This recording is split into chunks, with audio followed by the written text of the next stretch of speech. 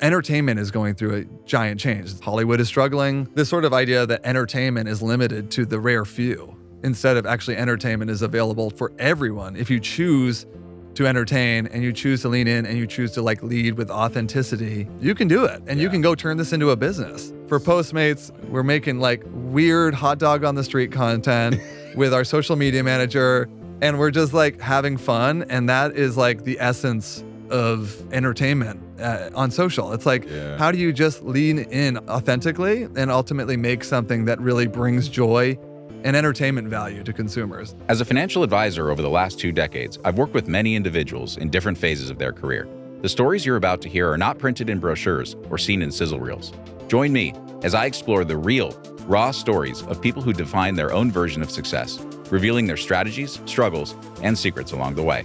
This is Success Unscripted with Jonathan Israel.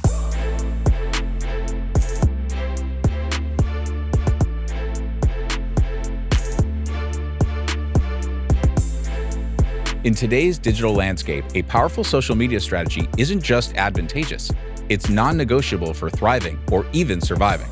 Today, I sat down with Will Trowbridge, founder and CEO of Saylor, the entertainment-led creative agency that's crafting standout work for major brands like Disney, Netflix, Anthropologie, CarMax, and more.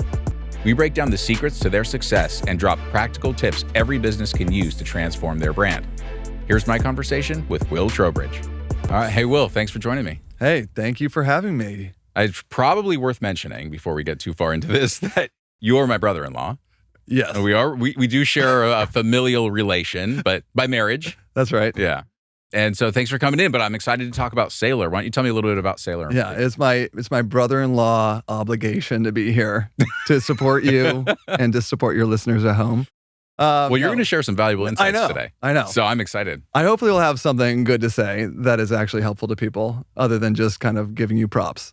Congrats on this podcast. Happy to be here. Thank you. Okay, let me tell you about Saylor. So I started this company in 2021. Saylor is a creative agency based here in LA. We have some folks in New York as well, but we call ourselves an entertainment-led creative agency. We were born in entertainment marketing, working with the likes of Disney, Netflix, Prime Video, etc., and are now bringing that entertainment perspective, that entertaining ethos to all sorts of different brands that you wouldn't traditionally think of as entertaining. So the likes of a Hilton or a CarMax or an Anthropologie. Ultimately, today in 2026, you have to entertain to earn attention, and we do that better than anyone. So what does a creative agency do? Good question. Creative agency comes up with strategies and creative to ultimately achieve marketing goals. So if a brand has a marketing problem, it's not reaching audiences or it's not reaching consumers or it's not converting to purchase or whatever, we can come up with great creative solutions to get them there. Ultimately, those are the billboards you see out in the world, the TV ads you see on Netflix now, or the advertising you see in social media every day. Are we talking all of those things? Billboards, TV ads, social media? We're specialists in social media marketing, but at the same time, we call it social first marketing, which is in 2026, everything is social. I mean, think about the way you talk to people outside of course, what we're doing here. Our given family. Yeah. I mean, you're literally sharing stuff on social media. You're consuming news on social media. Right. You are commenting on social media, offering your perspective on things. Yeah. It's the way you consume culture. So really, when it comes to marketing in 2026, a social first way to actually bring your brand to consumers is a must to be successful. Right. And it's not limited by just social. Like when you think of a great billboard, it's not because you drive by it on the street. It's because someone shared it to social media and you saw it there. So even the most local, even the most physical marketing tactics now could have global repercussions or global impact if framed for social. Right. And when did you start Saylor? 2021, after about 10 years on the brand side, working at the likes of Disney and Netflix. So I essentially had never worked at an agency before starting one. Okay. Which obviously had its pros and cons. Well, I'm really interested to hear what gave you the confidence to go out and do something you'd never done before. Yeah. Yeah. Well, the confidence is one thing. I think that honestly, not having a family, not having a mortgage, Of course, I have a family, but I did not have children. Not I back didn't. then, yeah. Yeah, I did not. I was engaged. I was not married. I didn't have many ties to anything other than, of course, my own kind of interest and conviction and kind of passion for the work. Ultimately, that combined with, of course, my previous career and the kind of knowledge I had gave me just inspired me to take the jump. I mean, the reality is in 2021, it was right after the pandemic. Yeah. I was at Netflix. I had essentially negotiated myself out of a job, AKA told them, you have to promote me or fire me. And they fired me. And then. Well, I didn't know that part of the story. Yeah. Oh my God. It's a fantastic part of the story. Why did you do that? Well, due to legal reasons, we cannot tell you this part of the story.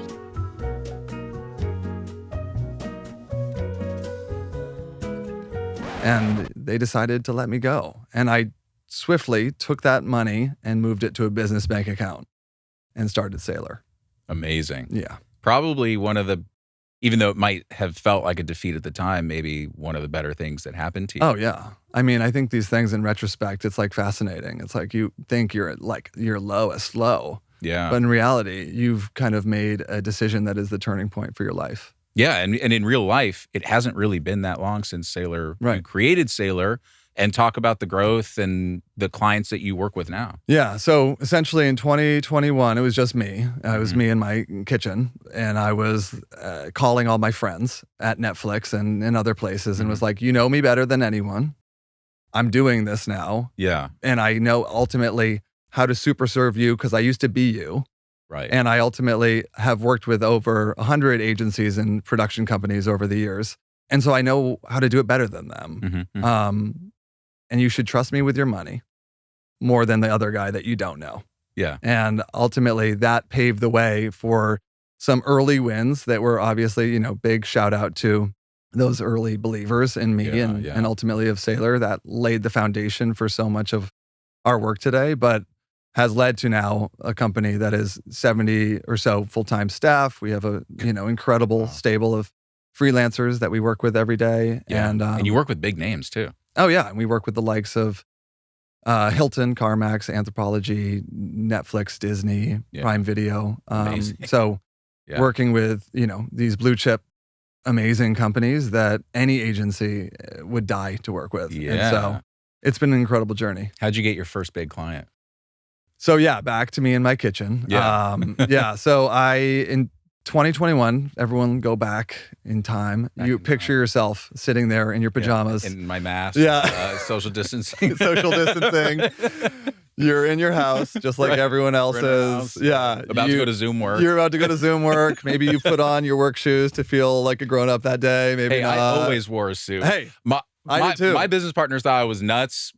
Maybe like 50% nuts, 50% genius for doing that. Yeah. But yes, I got up every day and I got in my suit and they were like, we don't even have a client Zoom today. No, I know. It doesn't matter. You're like, I'm doing it for I myself. have to do it, for my own sanity. I did similarly. I would get fully put on my shoes to go to the living room. It was the living room. I didn't even go to like a garage. I didn't breathe fresh air. There was no like leaving the house. Yeah. Yeah, I was in full kind of like business mode sitting there. The reason I bring this up is that I looked like everyone else. Whether you were a 100-person agency or a 1-person agency, you looked the same. So when So this helped you. Oh yeah. So this was massive. So I ultimately Level playing. Thank you, COVID. I mean, I don't think anyone's ever said those words, but literally I'm like, this allowed me to look and feel like any other company. So when I was going to bat with other more established agencies for some of the early work, there was no sort of like, it's not like I could go to their office and show up any differently than just me anyway. So I had to lean into who I was, which I leaned into kind of my knowledge of who that client was, how they needed me to show up, how I was used to other agencies showing up, and like use that to kind of fuel some of those early wins. So when I literally, first thing I did, called all my friends and made it very clear to everyone that I was open for business. Yes. So used LinkedIn, used kind of just my network to kind of get the word out, and quite quickly started to engage with folks, the likes of Prime Video, as well as Postmates, who were curious about working with new social agencies. And that's Postmates, I would say, is actually more of the first kind of bigger company to take a bet on me. And so I was sitting in my living room, smoke and mirroring the hell out of it, like literally being like, guys, you wouldn't believe the team that I have assembled for you.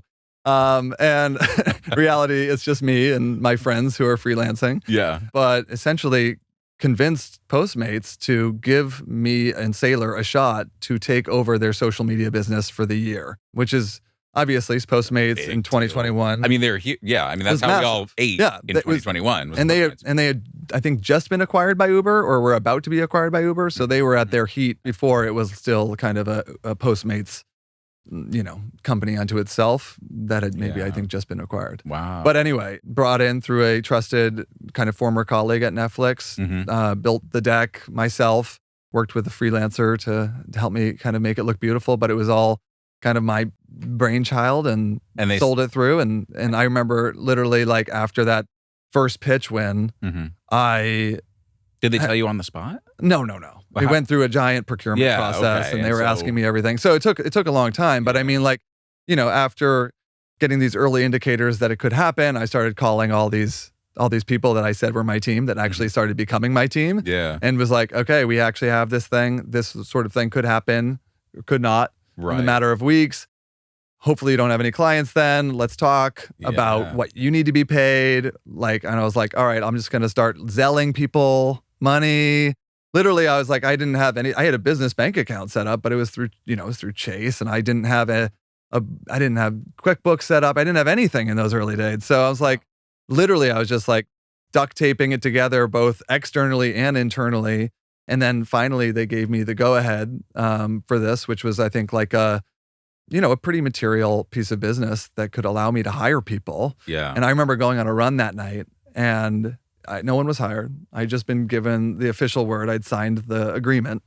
And I just was smiling ear to ear as I ran through the hills of Silver Lake and just couldn't believe that so much of what I'd been working towards and ultimately wanted was actually going to happen. Yeah. And then I started to be, of course, filled with dread and anxiety of pulling it off. Now what? But now what? Yeah, it's the kind of roller coaster of, I think, entrepreneurial pursuits. It's like all you do, especially on the agency side, it's like all you do is you're at your lowest point, and then you hear there's an opportunity, and you start building and starting executing, and then you win it. And then it immediately turns into dread of how do you pull it off. And then you're at your lowest point, and then you start pulling it off, and so on and so forth. Then you're looking for the next. And then you're looking for the next thing. Yeah. Yeah. So anyway, it was I remember that run very well. And I remember just being so proud that kind of even just the earliest first steps were being made towards this kind of eventual goal. And then it just once you got that first client, it just kind of evolved from there. I mean, once Postmates trust you, not better, but just bigger other pieces of business. Yeah, I mean, once a brand like Postmates trusts you, it's easier to convince others to trust you. Yeah. And so, I had a few other similar kind of situations like that. I remember winning a piece of business with Prime Video in the early days. We actually teed up what is now Prime Comedy, which is their comedy brand. But in the early days, it was me literally like trying to convince the Prime Video team to take a bet on Prime Comedy. It was almost like a proactive pitch because I knew so much about Netflix as a joke and what was great about it, what could have been better, all these things. And I was like, if I could only just package that up, obviously in an ownable way for Prime Video, man, I could really turn this into something great for this other brand that, of course, is chasing after comedy talent and audiences. And so I actually ended up convincing them to take a bet on Prime Comedy as an idea. I then had to go pitch it to the CMO at the time of Prime Video to convince them to invest in it. And then I remember talking to my original kind of contact there afterward, and they were like, I can't believe you did it.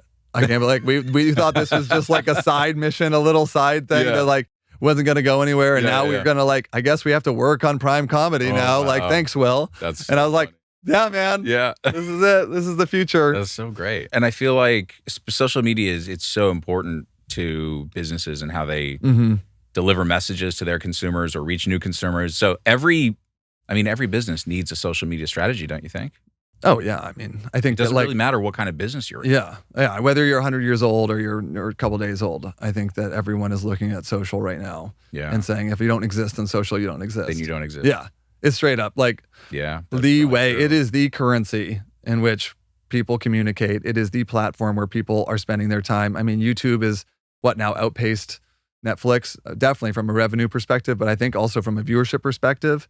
Like YouTube, social, these are where people are spending their time. And I think Reed Hastings once said that like, it's not a battle against other streamers. They weren't competing against other streamers, but they were competing against other ways people were spending their time. Mm-hmm. Netflix is competing with you for the time you spend with your family or going on a walk or eating that donut or whatever. Right. And social media platforms are a huge time where people spend the majority of their time when they're obviously not like working. I mean, this has affected the industry in Los Angeles in a big way. You know, Hollywood is really struggling, and traditional sort of entertainment is really struggling. And you see, because all the eyeballs are other places. Yeah. But it's also like, it's just I think a natural progression of the business. Yeah. I think that like, there's two ways to look at it, and I'm choosing to look at the very optimistic side of it. There are more opportunity now than ever for people to make things. Yes. Instead of there being a bunch of funnels in which, you know, a bunch of people who are out, like, you know, 8 or something people who are like deciding what can or cannot be made or what is good or what isn't. It's more of a democratic approach. There is no more moat. Yeah, there is no more moat. The ability to create is like greater than ever. It's like right here in your hand. Everyone can do it. And Look like, at us. Yeah, exactly. We're creating right now. Yeah. And it's also like these people come out of nowhere. Like, you know, literally a creator is a nobody one day, and the next day they have a brand deal with Dr. Pepper. It's like, right. And then they're suddenly having brand deals with Chili's, and then they're suddenly like launching a brand. That one guy who was that famous. It was like he was filming himself on the skateboard. Oh yeah, the cranberry. What was guy, he drinking something? Ocean Spray guy. Yeah. And all of a sudden the guy's got like a deal with Ocean Spray. Yeah. That was like in the early. What a crazy world. I know. But also like, isn't that great? I'm like, I'm just this sort of idea that entertainment is limited to the rare few, instead of actually entertainment is available for everyone. If you choose to entertain and you choose to lean in and you choose to like lead with authenticity, you can do it, and you can go turn this into a business. Yeah. I think that is like so inspiring, and I hopefully is like something that everyone kind of can see and believes. There's obviously like some real negativity and like some really crazy stuff that can happen on social media. Yeah. But at the same time, there's access to entertainment, to access to sort of attention is greater than ever. So what makes Saylor so special specifically? Yeah. Like what makes you guys different? I think it is our social first entertainment-led approach. Okay. I mean, the reason I'm kind of smiling is because I say that stuff all the time. And the reality is we were born on social. We were born in entertainment. We're steps from Hollywood. Doesn't mean we're making movies, but it means we're actually like taking the ethos of this town, the sort of energy, the entertainment, the kind of idea that you can make it here, right? And you bring that to brands that ultimately have been doing the same thing for decades and seeing less and less results. And the thing that we bring is obviously this new idea, this new energy, this new spark, this new approach that allows you to break through and ultimately turn consumers into fans. And that is, I think, worth so much more than just paying for eyeballs in 2026. You're actually earning lifelong fans that obviously will then promote your brand on your behalf, even when you're not paying. So that's the struggle, is everyone's trying to break out. Mm-hmm. And so I'm just curious, what's the most unique or unusual request you've ever received from one of your clients? I honestly don't think it even clocks for me what's unusual. I would say that like unusual today is, I guess maybe, this is just a funny story, but like the brand voice and tone, a brand's limitations, a brand's platforms really define what an agency is able to do. And sometimes, of course, you have the chance to re-energize something that is maybe like like MasterCard is priceless. You know, it's like things like that. Like, I don't think we should touch that. I think that's pretty dang good. Yeah. Like that's something that will be forever proof. Yeah. But there are other brands who have kind of like had a brand identity or a brand platform that has constrictions on it, so much so that like you can't do much within it. Postmates didn't have that problem. Postmates was incredibly, in the early days, incredibly exploratory and willing to be unhinged. That's a word that's thrown around a lot in social media marketing. So anyway, they gave us a lot of license. And so one idea that we pitched them was we were going to have one of our social media managers, I will not name her because I think she regrets doing this, but ultimately we came up with a series for them called Q&A, which was we were going to go around the streets of Los Angeles with the social media manager in a hot dog suit and ask people kind of like divisive questions about food. So, is a hot dog a sandwich? Or what is it? A hot dog. Is it is a hot dog a sandwich? Is a hot dog a sandwich? Yeah. Which is, that's you get people. Those are fighting words. Yeah. Is a hot dog a sandwich? Don't ask that to in our family, like there's always a contrarian. It was like, yeah, it is a sandwich or whatever. Like, you're like, come on. No, I don't. Wait, is it a sandwich? I don't really care. I really, at this point, I've had this conversation for 5 years. Is a hot dog a sandwich? John doesn't want to weigh in on this debate. Yeah, he doesn't want to be divisive. Okay. The other one is pineapple on pizza. I don't know why it gets everyone so riled up, but it does. Wait, I love pineapple. I honestly do too. It's my favorite pizza topping. I kind of agree. Yeah, it's like crazy. Wait, you don't like it? My wife likes it. John's wife likes it. Shout out to John's wife who agrees with us. Yeah. Yes. Yeah. She's got good taste in pizza. Yeah. Exactly.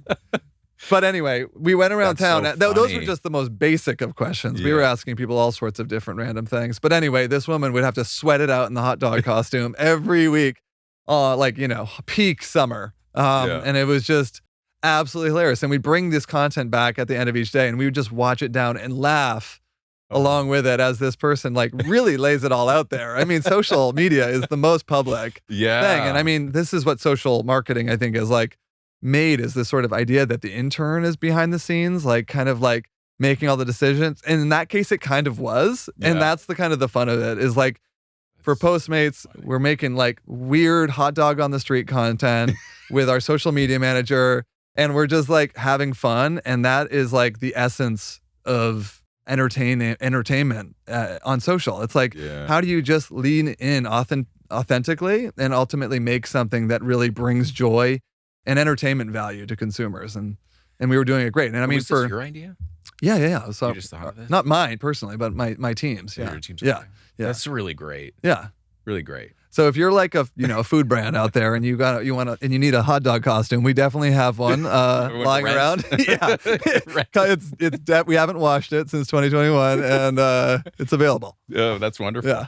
If every piece of content that left your firm carried a message to the world, what would it say? Yeah. Gosh, I guess, back to this is the part about branding. You just repeat the same thing over and over. But really it is, we are entertaining.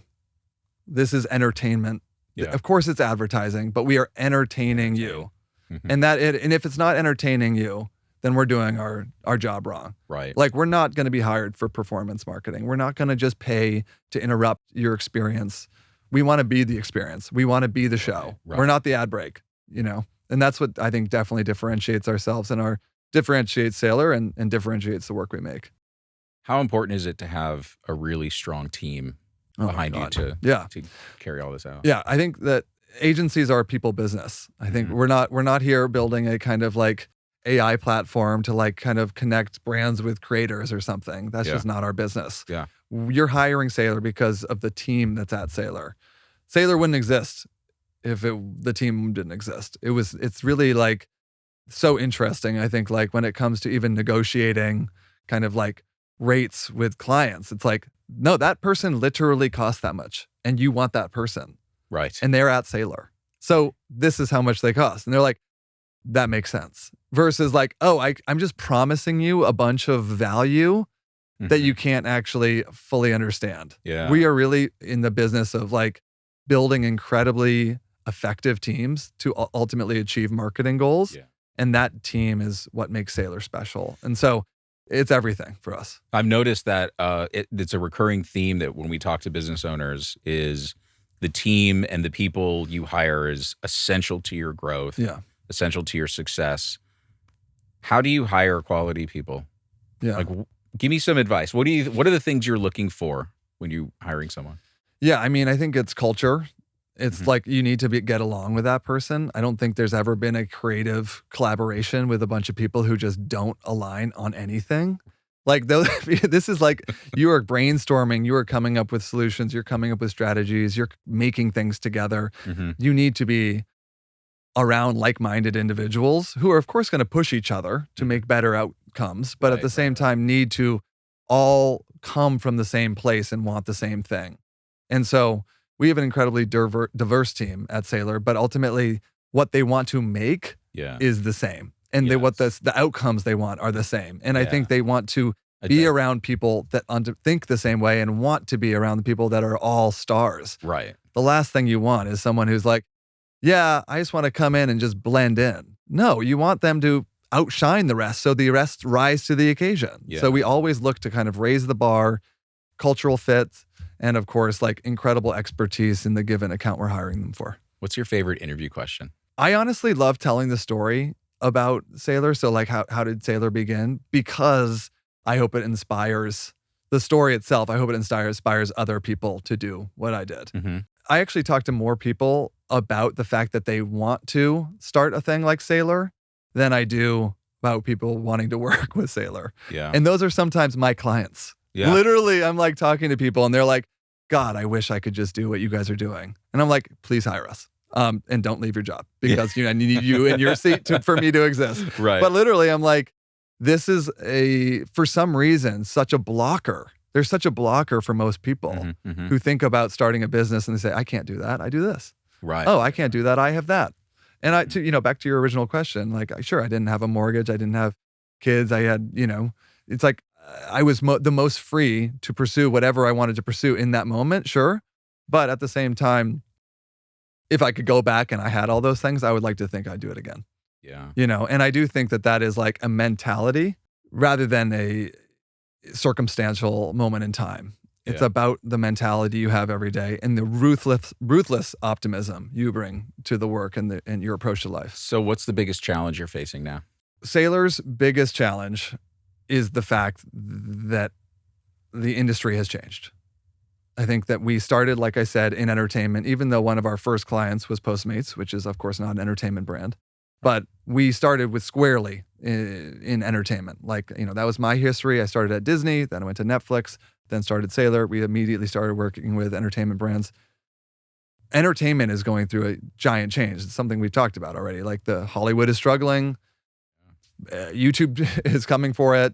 Socials, there's Netflix is buying one of the other big clients. Yeah. It's to continue to grow, Saylor must evolve. And that is our biggest challenge, but also our biggest opportunity is thinking about, let's go out there and bring an entertaining perspective to brands that are not traditionally seen as entertainment brands. And that is what I'm doing and working hardest at right now, is to say, we don't want to forget where we came from. Yeah.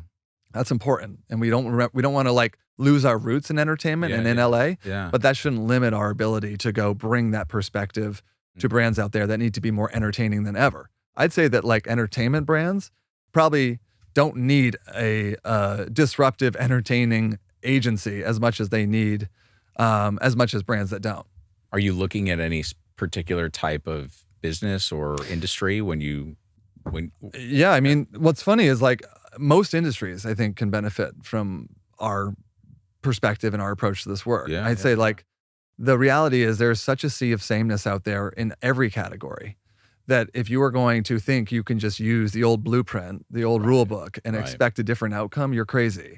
Like legitimately an entertainment-led approach, a social-first approach to advertising is something that most brands in automotive or say CPG have never even considered. And they're hoping that the audience they've always had, the consumers that have always bought their product will just keep on buying it.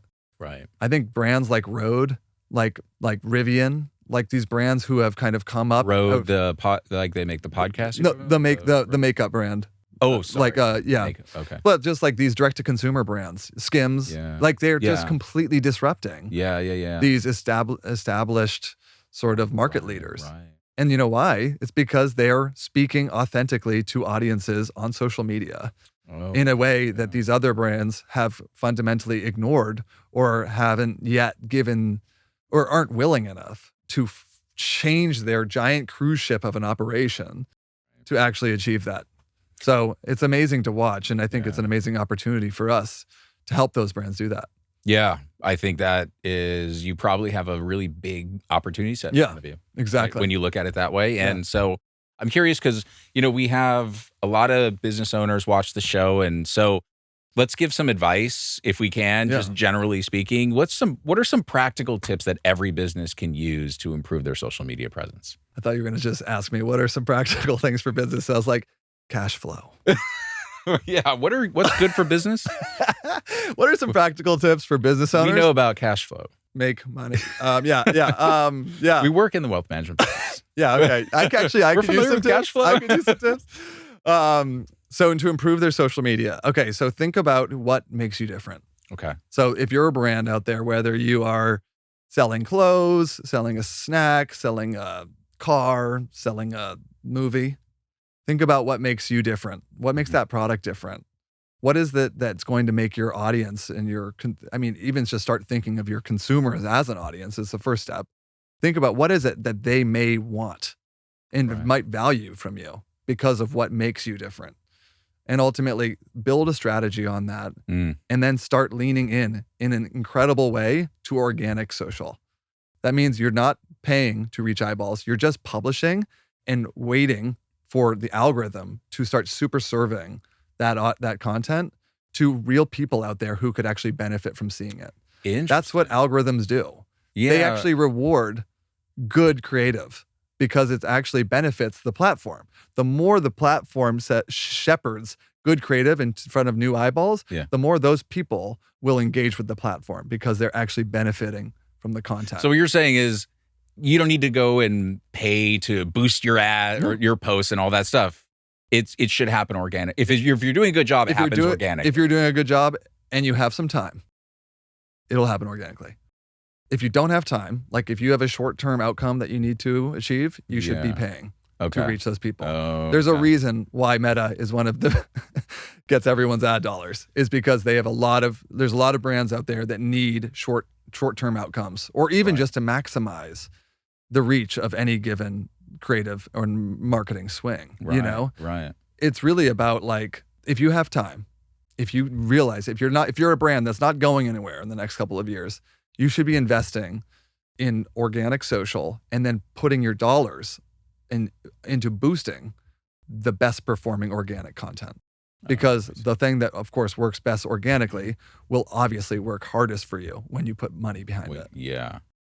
Instead of just hoping for the best and doing A/B testing with a bunch of junk. Do you help people when you're helping them with their social media? Like, is that what you guys will do? You'll say, hey, this is really working well and we should boost it. And you'll, of course, yeah. I mean, we have the full cycle, is like, of course, strategy turns into an idea, turns into the making of the thing, which it turns into the publishing of the thing, which it turns into the reporting. How well did it actually do against the strategy that you were hoping for, the outcome you were hoping for? Yeah. And then at that point, you should be unlocking dollars if you have them to boost that thing. So it actually helps you achieve that strategic outcome even more than you hoped for before. What are most businesses doing wrong in regards to their social media strategy? Yeah. I don't think they have a social media strategy. What they think of it as is of course we need to be on social, but they're using a traditional marketing strategy and hoping that it just trickles down to social. So it's like, we have an Instagram. Yeah. Of course we have a this or whatever. Yeah, and it's of course we do a cut down of the TV spot. Of course, we just put that thing, that brochure, we just post it. It's like, what the hell are you doing posting a brochure to social media? What are you doing? Thinking that, like, terrible idea. I better get the team to take take all your brochures down. Take all the brochures down now. But literally, like, the TV thing, like, how funny. Yeah. What do you think? Would you log on to Instagram and do you scroll on TikTok at night hoping to see TV ads? Like, what? No. Like, some of it's so obvious. But of course, that is like where the money is at the most of these brands. Wow. That's where the decision-making power is through more of a traditional lens. And so to actually think social first, to actually think entertainment led, is a fundamental decision that marketers have to make. Yeah. And that's not happening everywhere. But it's starting to happen in more and more companies. Unilever is dedicating 50% of its marketing spend to social. That's massive. Massive. Whereas most folks think it's, just the lower piece of their funnel, which gets the scraps, Right. Wow, that's pretty amazing. Yeah. What's the best lesson your mother or father ever taught you? My dad is actually a business owner. Well, I come from a family business. We ran a regional magazine in New England called Yankee Magazine. Mm-hmm. My dad ran that business just like his dad did before him for my whole life. He still is the CEO there and is about to retire. Shout out to Jamie Trowbridge. But we just went through an ESOP, sold the company to the employees. But the reason I bring this up is that he, I think without knowing it, injected an entrepreneurial and a leadership spirit into me from the very beginning. Mm-hmm. Even seeing him do it made me think it's possible. He never really asked me or forced me, hey, you got to be an entrepreneur when you get older, or you should start a business or whatever. But he just by existing and by doing that thing has unlocked, I think, in my back of my mind, the possibility of doing it. So that when that Netflix decision was made, I didn't think, oh, I have to go get another job somewhere else. I actually had a offer from another company almost immediately coming out of Netflix, and I turned it down to take this leap.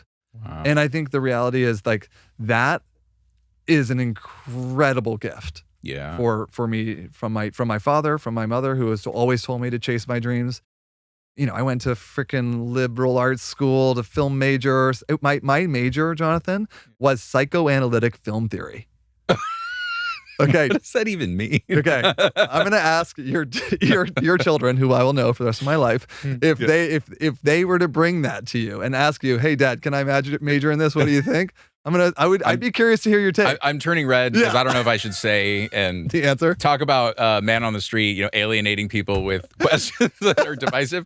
But I mean, it's just amazing that they let me do that, and because they knew and they trusted me to make the best decisions to ultimately.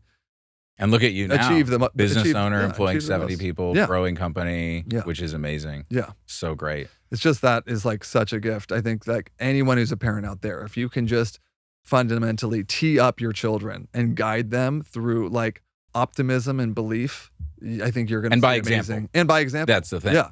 I think you're going to see amazing outcomes. You can talk to them all day long about what they should do, what they shouldn't do. But at the end of the day, you've got to set the example. Yeah, mirror it. Yeah, exactly. Mm-hmm.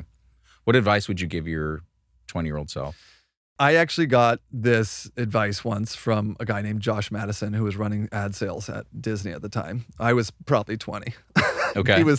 He must have been in his 30s. I don't really know. But he took me under his wing. I still know Josh well. But he told me that, can I curse on your podcast? You can. I'm going to say they might bleep it out, but I don't. Okay. You should just go for it. Yeah, he said, gets real in your 30s. He said that to me once because I thought I was, dealing with the biggest problems in the world in my 20s. I was like, oh my God, you wouldn't believe. And I'm doing all this stuff and I can't believe how it's all working, but I'm also the ebbs and flows are crazy. And it felt like you were doing it all in your 20s. Right. And he said, it's real in your 30s. And he says, the big decisions you're going to make are in your 30s. You're going to be buying a house probably. You're going to be marrying someone. You're going to be having kids. You're going to be maybe building a business. You're going to be making decisions that are going to tee up the rest of your life. Right. And so if I was to give my 20-something self some advice, I would say, take a breath, believe in yourself, don't get caught up in the little things, and wait till your 30s. Because about to get real. Is the lesson in that this is the time to take chances? This is the time to in your 20s? Yeah, to follow your dream. This is the time to be bold, before gets real. I mean, yeah. I think that if I think that is an approach to life, though. I don't think it's a not 20s thing. I think that my college experience was me spending a year and a half there deciding, of course, psychoanalytic film theory wasn't the right major for me. Vermont. In Vermont? They shouldn't allow that in Vermont. Yeah, it shouldn't be legal. No, I'm just kidding. Shout out to all of my professors in Vermont. Literally love you guys. You supported me. But I was like, I should probably get out of here. Yeah. So I essentially stopped school, went to Tahoe and filmed snowboarding and did a web series on Vimeo in 2010 or 2010. When that was a new thing. And I followed snowboarders around creating content for a whole season. Really? Yeah, making, and I can send you the episodes. Yeah, it was like long form, kind of like docuseries. And then I came back and immediately went and studied abroad in Prague. I was like, you got to make it. You got to make something. If you don't have something, you got to make something. Wow. And you got to follow it. And I have approached that way my entire life. I think that my 20s were, of course, a ton of experimentation. But if you really look back, I was in corporate marketing the whole time. I was, of course, doing entrepreneurial pursuits within it. But I mean, my experimentation was limited by the giant ladder on top of me. So I think that like reality is, my mindset has always been the same. You got to make something, and no one's going to do it for you. That's so cool. Yeah. What a fun. Came from the woods. I didn't have internet. I didn't have internet when I was younger. Now I work on the internet. Hey, I remember a time when I'm a little older than you, but I remember a time when I didn't have internet. Yeah. Well, it was before the internet. Yeah. I remember when I got internet. Yeah, but you got internet first. Okay, the West Coast. Fine. True. Hey, I always think, you're like an adult if you know what the internet sounds like. Oh, I can make the sound. Yeah. I don't know if we want to go there right now, but I can make the sound. But yeah, I mean, I literally didn't grow up with television. I didn't have internet until it became available in rural New Hampshire. Yeah. Wow. But that's what kind of keeps you curious. Yeah. And I think for me, when I'd go over to my friend's house, I'd tape my eyelids open and stuff so I could just soak in all of the television while they all slept. And that's probably what's fun, inspired me to work in entertainment. It's just my absolute passion forces you to for be it. creative too. Yeah. When you don't have that stuff, You wouldn't believe what you can make out of sticks. Yeah. Yeah, exactly. Yeah. Exactly. This has been awesome to talk to you. Where can people find you? Yeah. On social media, Saylor? Yeah. Saylor is our website. Mm-hmm. People still go to websites, and, Saylor on social everywhere. You guys have a nice website, actually. Yeah. I'm impressed by your website. Hey man, it only took a year, way too much money. I won't get into that. But yeah, I mean, it's a very important aspect of our business is making sure you can find us. So yeah, SaylorAgency.com and on social. And of course, just hit me up. Every social platform there is, you honestly, probably on there. We are not. We are not on X and we are not on TikTok. But that's probably because the fact that TikTok seems like a big one. It is, but I think it's more for general consumers. I think the algorithm is not going to, for a brand like Saylor, it's of course important to be everywhere, but you have to justify the investment. Yeah. And for us, having an Instagram and a LinkedIn presence has been amazing for us and it's been really fruitful. We have a podcast that we have a YouTube channel for that. It's it's purposeful, It's we're not putting everything everywhere. You don't want to just show up in a diluted way on these platforms, especially if you're a social agency. So what's the most important social media platform? I think right now in 2026, I'd say that it all depends on what you want to achieve. But I do still think that TBD on how this whole transition goes. TikTok right now is where everything's happening. That's where culture is being made. That's where these people come out of nowhere, the cranberry guy from Ocean Spray. But yeah, I don't know. There's a lot of pushback right now on it, given the transition from a Chinese operator to American one, and seeing how that goes for young people. Oh, interesting. Yeah, every day it changes. And that's the kind of fun, but also challenge of social marketing is that you don't manage the platforms. The platform's going to decide what they want. One day a brand could be killing it. The next day, your entire views could be completely shut down because they prioritize something else. But luckily, that's what social marketers are for, is to help brands through that journey. Do you guys know, I mean, we're pretty much done, but do you guys know about how the different algorithms work? Are you able to look at something and go, oh, this is going to work well on Instagram, or this is on LinkedIn, or I don't know. There's obviously best practices for every platform, and you can, if you're a social native and you're social obsessed, those because of what you see every day, and you're consuming that content as a fan, right? Yeah.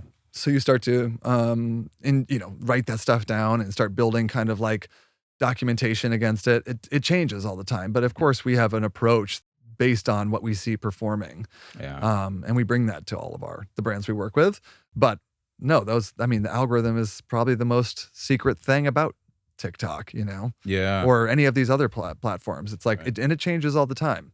you can follow people like Adam Mosseri and others who like the platform chief for Instagram, and he'll do his best to kind of like be like, no, you're not shadow banned. We just changed the algorithm, but like the reality is like it's a moving target, It's a moving target. Yeah. Yeah. And that's so interesting. Yeah. It's also, it's a beast. It's a full-time job, literally. Yeah. Yeah.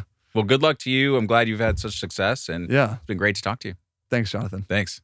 I hope you enjoyed this interview. If you're curious about working with our team, reach out to us at legacypointwealth@raymondjames.com. Now, here's a short success story about someone you might know. When the rocket ignited on the launch pad at Cape Canaveral, the missile rose about 6 inches off the ground before falling over and exploding. Simon remarked, "Well, Benny, now that we know the thing can fly, all we have to do is improve its range a bit." Simon, or Cy as he was known, is one of America's most consequential and distinguished engineers. Born in 1913 in Salt Lake City to Jewish immigrants, he displayed a propensity for science and engineering at a young age and earned dual PhD degrees from Caltech in physics and electrical engineering. Cy accumulated 25 patents before the age of 30 and eventually started his own company where he became known as the architect of the Thor, Atlas, and Titan rockets, crucial pieces of our space and defense programs. Cy is a founding member of the National Academy of Engineering, a recipient of the Presidential Medal of Freedom, and an author of dozens of books with topics ranging from science, technology, corporate management, and tennis. His book, Extraordinary Tennis for the Ordinary Player, later became the basis for one of my personal favorite investment books, written by Charles Ellis titled Winning the Loser's Game. And that's how Simon Cy Ramo, or how you might remember him, is the father of the intercontinental ballistic missile, paid significant contribution to America's aerospace and technology supremacy. And that's the way he did it.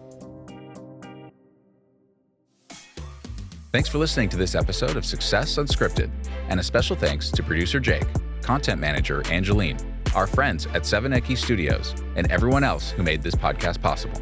If you're enjoying the show, don't forget to subscribe and connect with us on social media. You can find us at Legacy Point Wealth on Facebook, Instagram, and X, or by email at legacypointwealth@raymondjames.com.